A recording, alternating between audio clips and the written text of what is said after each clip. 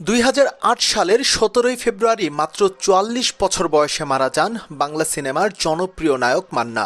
হৃদরোগে আক্রান্ত হয়ে তার মৃত্যু হয়েছে এমন খবর প্রচার করা হলেও তদন্তে উঠে আসে ইউনাইটেড হাসপাতাল কর্তৃপক্ষের গাফিলতি এবং ভুল চিকিৎসার তথ্য।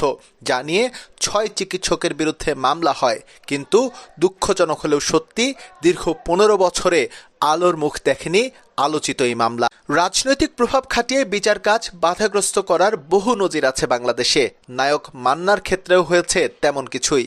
বিভিন্ন মাধ্যমে গুঞ্জন আছে বিএনপির ভারপ্রাপ্ত চেয়ারম্যান তারেক রহমান পছন্দ করতেন মান্নাকে। এটাকে হাতিয়ার হিসেবে ব্যবহার করেছে আসামিপক্ষ, আর তাই স্থগিতাদেশ প্রত্যাহারে কয়েক দফা শুনানি হলেও তা প্রত্যাহার হয়নি। নতুন বাংলাদেশ অনেক কিছুর সাক্ষী। দীর্ঘ ১৫ বছর ধরে মান্নার মৃত্যু রহস্য যেভাবে জট পাকিয়ে রাখা হয়েছে, সময় হয়েছে তা এখন খোলার। সেই প্রত্যাশা এবার রাখতেই পারেন বাংলার অগণিত মান্না ভক্ত।